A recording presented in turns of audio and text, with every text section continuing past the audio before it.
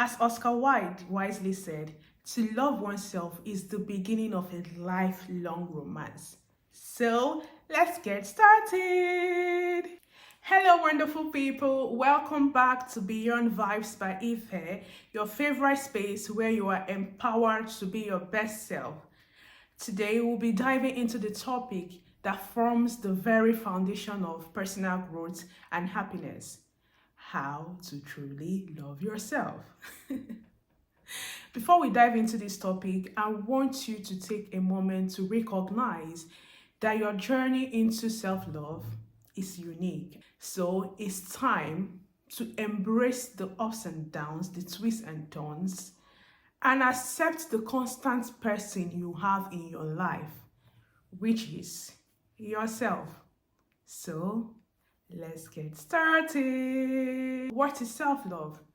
Self love, in its simplest form, means really liking, seeing, and accepting yourself. It's more than just feeling good every now and then, probably when you have new clothes or new hairs or whatever you love, or saying nice things to yourself.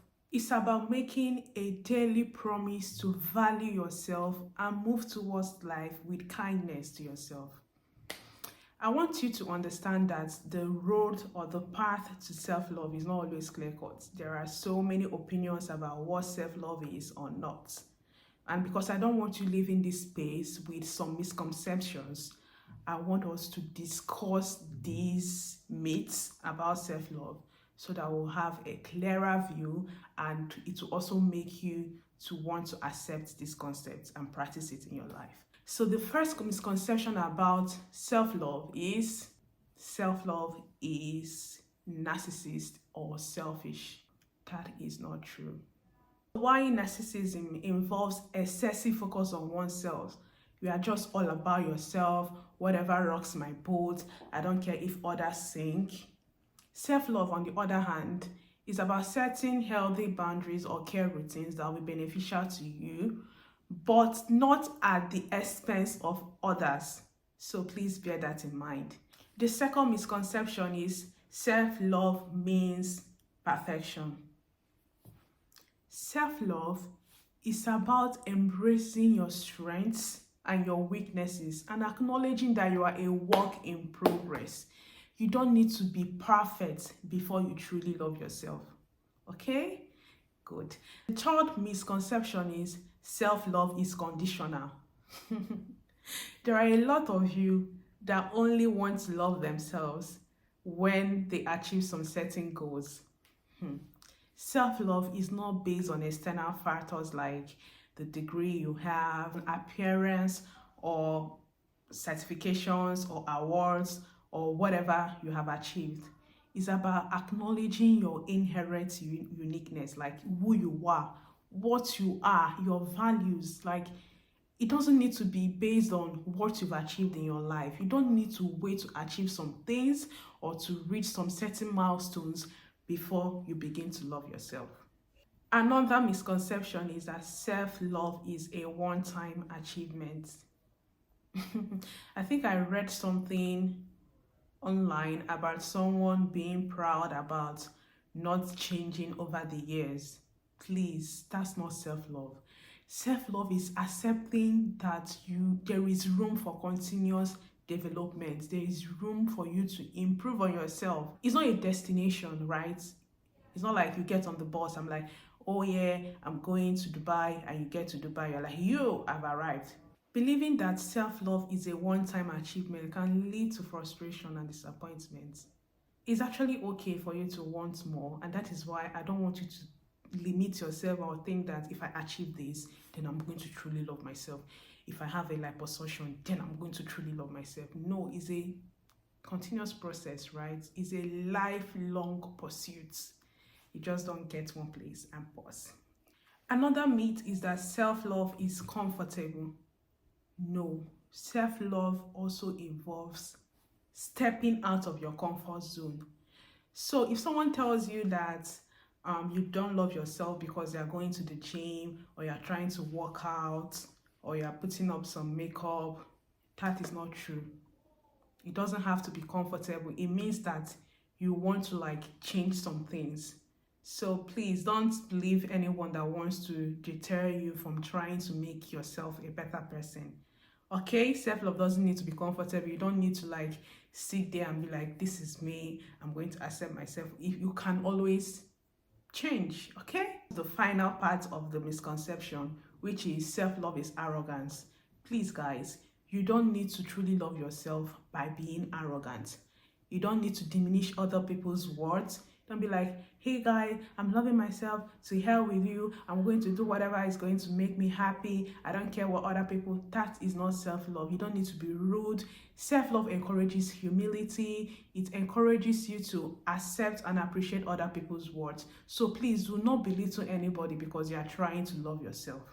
Okay, so now that you've understood what self-love is and not, let us now discuss the 3 simple guides to truly loving yourself. So the first guide is called the solo blueprint. Solo, you know how a chorister goes to the pulpit, takes the microphone and begins to sing all by him or herself. All right, that is what this means. You have to do this for yourself. You don't need anybody. Like, you don't even need a background singer. You need to do this one by yourself. Okay, so the first guide to truly loving yourself is what? Acceptance. You can't love yourself if you cannot accept your flaws, if you cannot accept your weaknesses. You need to embrace yourself fully without reservations, without judgment. Acceptance is important because it helps you value yourself for who you are and not what you ought to be or what you think you should be. You don't need to be a billionaire before you begin to love yourself. Acceptance also helps you to acknowledge your mistakes as an opportunity to grow, not for self-condemnation. Some of the things we say to ourselves when we make mistakes are very vicious. Sometimes we don't even get to like see ourselves like human beings. We don't even communicate to ourselves nicely. For instance, like I remember when I came into UK, I had my first lecture and oh my god, it seemed that like we have the smartest people in our class. I was like, oh my god, I am not good enough. I don't deserve to be here. Please stop saying all these negative things to yourself. Your mind is very powerful. Please direct it to good causes. You are good enough, you are beautiful, you are smart, you're intelligent. If you feel like you need to change, beautiful, but don't condemn yourself. Please take any mistake you make as an opportunity for you to improve and grow. No negative thinking. Another step to truly loving yourself is forgiveness. Some of you are still holding on to your past mistake, and guilt won't just let you heal. Please heal today.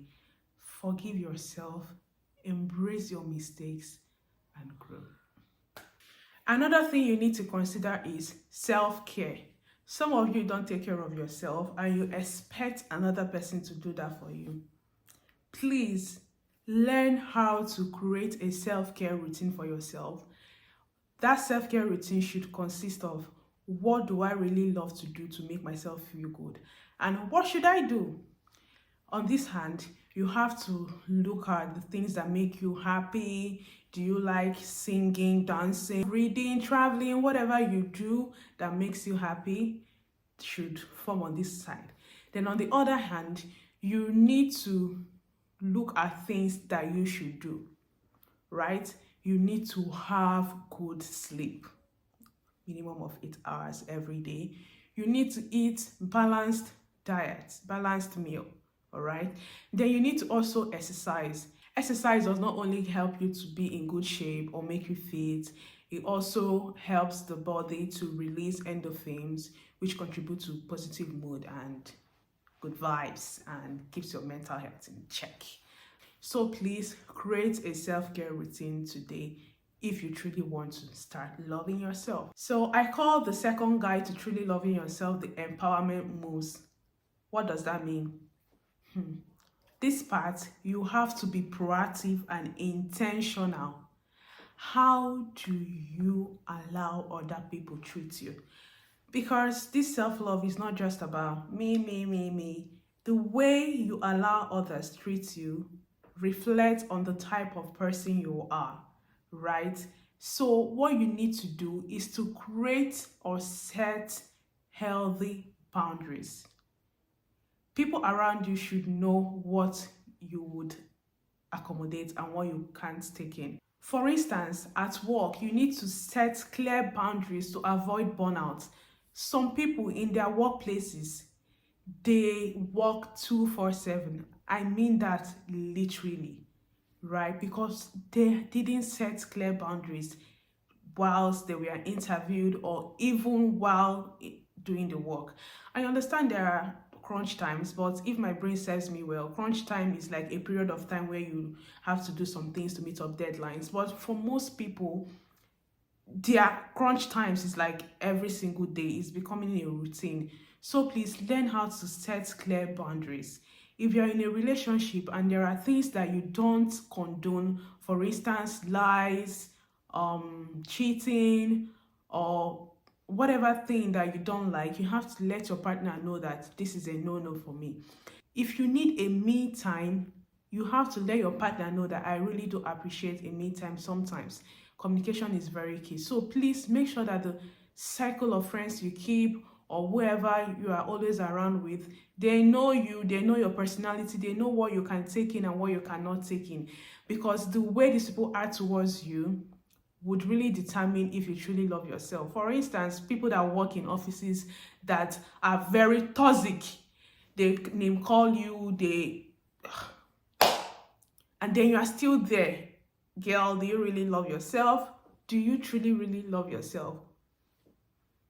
I mean, you can always look for another job. Empowerment moves just speaks about trying to make sure that the people around you, the circle you create, you encourage, are worth, they understand your values and they respect them. So please try and make sure that you are empowered by empowering the people around you. Does that make sense? I'm sure it does. And this brings us to the last guide on how to truly love yourself. Ignore the things you cannot control. Imagine you're on a boat. What are the things you can control? You can control the sailing of the boat. You cannot control the winds and the turbulence. So what do you need to do? Focus on sailing your ship to safety and praying to God.